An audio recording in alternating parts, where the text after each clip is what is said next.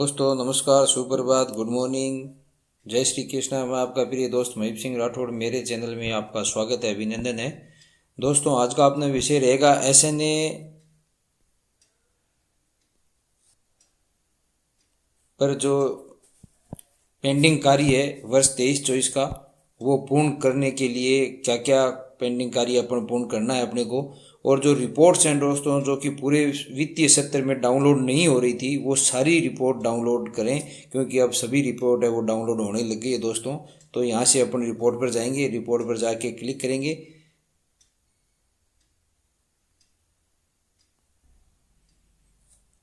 तो इस प्रकार दोस्तों रिपोर्ट ओपन होगी। इसमें एजेंसी रिपोर्ट जो आपको दिखाई दे रही है यहाँ पर जाके, और सबसे पहले बिल स्टेटस रिपोर्ट है वो दोस्तों अपने को डाउनलोड करनी है, ताकि पता चले कि कौन कौन से बिल हैं वो पास हो चुके हैं और कौन कौन से बिल पास नहीं हुए हैं।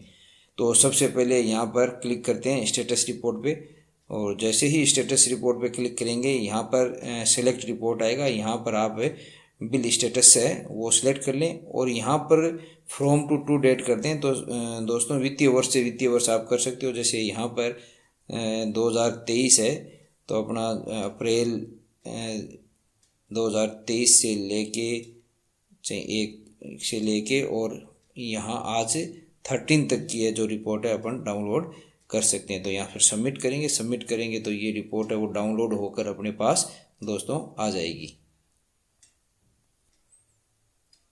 तो इस प्रकार की रिपोर्ट डाउनलोड होकर आ जाएगी दोस्तों। इसमें देखो मोस्टली हैं वो यहाँ पर है डन आर एन, ये डन लिखा हुआ है, इसका मतलब ये पेमेंट दोस्तों सभी हो चुके हैं। लेकिन ये एक है वो डन आर एन लिखा हुआ है दोस्तों, और इसमें तो इसका अपन को ई एडवाइस करना पड़ेगा, और इसके रेफरेंस नंबर है आप यहाँ से नोट कर लें। इस रेफरेंस नंबर को लगा के ई एडवाइस की प्रक्रिया करनी पड़ेगी।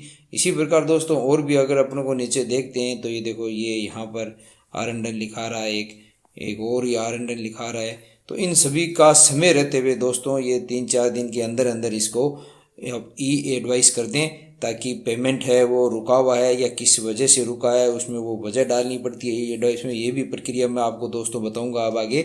आप मेरे चैनल पे मेरे समय नए हो तो लाइक और शेयर और सब्सक्राइब करें दोस्तों, और अंत तक मेरे साथ बने रहें। सभी प्रकार की समस्या अपन यहाँ पर सोल्व करेंगे इसकी।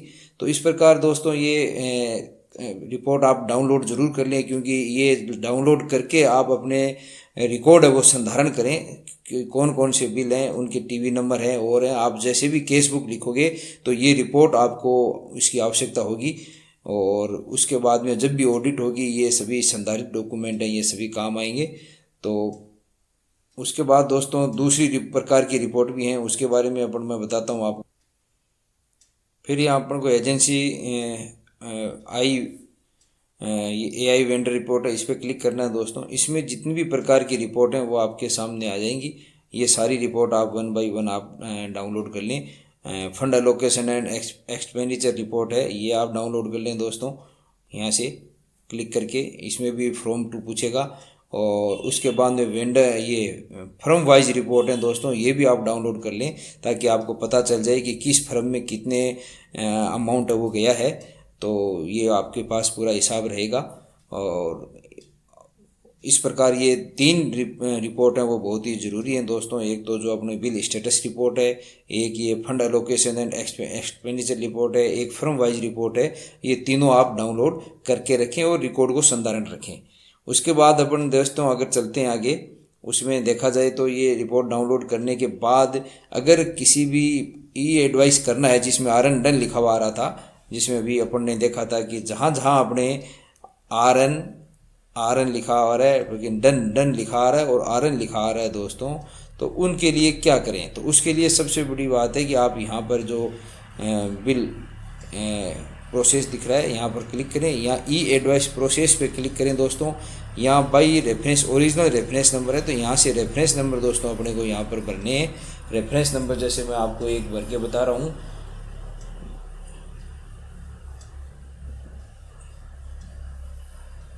तो ये मैंने रेफरेंस नंबर दोस्तों भरा है। इस बिल में मेरे यहाँ पर चूँकि आर एन डन लिखा हुआ है, तो ये देखो दोस्तों जैसे आपको दिखाई दे रहा है सामने,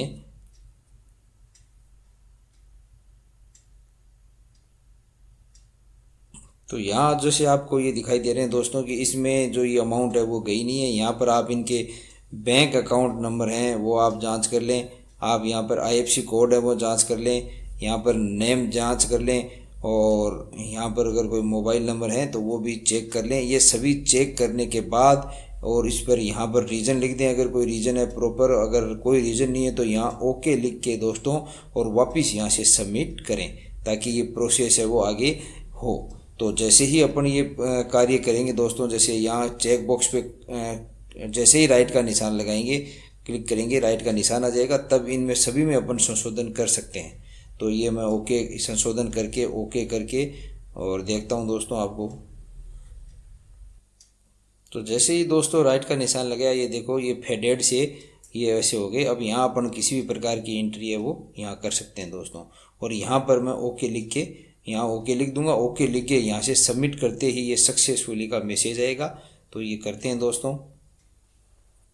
तो ये इस प्रकार का मैसेज आता है, are you sure you want to save. तो यहाँ ओके पे क्लिक करेंगे दोस्तों। ओके पे क्लिक करते ही ये मैंने सबमिट बटन दबाया। सबमिट बटन दबाने के बाद ऐसा आया दोस्तों। तो ये ओके पर क्लिक करेंगे। ओके क्लिक करते ही सक्सेसफुली का मैसेज आएगा और ये एडवाइस की प्रक्रिया हो चुकी होती है दोस्तों, बिल को फॉरवर्ड हो चुका होगा। तो इस प्रकार दोस्तों ये सारे बिल हैं वो मैंने एडवाइस कर दिए हैं और जनरेट कर दी है। और अब इसको फिर दोस्तों इन सभी बिलों को एडवाइस करना है। जैसे आपको यहाँ पर दिखाई दे रहा है ये option bill forward for ECS approve, जैसे अपन करते हैं इस पर जैसे ही क्लिक करोगे ये OTP मांगेगा। OTP मांगने के बाद में इस प्रकार का सिस्टम खुलकर आपके सामने आ जाएगा। अब इसको वैलिड पेमेंट करना है दोस्तों। तो यहाँ से वैलिड पेमेंट करना होगा अपने को। तो बिल फॉरवर्ड सक्सेसफुली ओके आ जाएगा। उसी प्रकार इसका वैलिड पेमेंट करना है। सभी को अपन को बिल फॉरवर्ड करने हैं। ये सारे के सारे एडवाइस बिल हैं दोस्तों, जैसे आपको यहाँ पर दिखाई दे रहा है। सारे के सारे एडवाइस बिल हैं ये देखो ये जो मैंने आज किए हैं। तो इनको आगे अपने को फॉरवर्ड करना है। तो ये अपन advice bill can not be forwarded until the vendor detail verify by EMS। तो ये होगा नहीं क्योंकि वेरीफाई नहीं है EMS द्वारा। और ये भी नहीं आ रहा है दोस्तों। कुछ में ये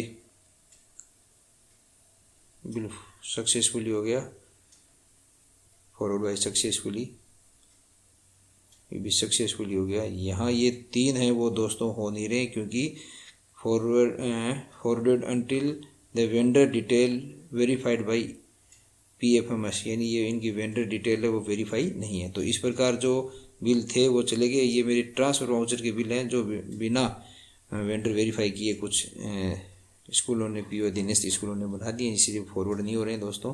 तो इस प्रकार की सभी जानकारी के लिए दोस्तों मेरे चैनल को लाइक शेयर और सब्सक्राइब करें। और ये समय दोस्तों आपको 2-3 दिन के अंदर ही ये सारे कार्य कर लेने हैं, रिपोर्ट डाउनलोड कर लेनी है सभी प्रकार की। और ये जो एडवाइस की प्रक्रिया वो सभी की आरंभ करनी है, बाद में पोर्टल काम नहीं करेगा। धन्यवाद। आपका प्रिय दोस्त महीप सिंह राठौर।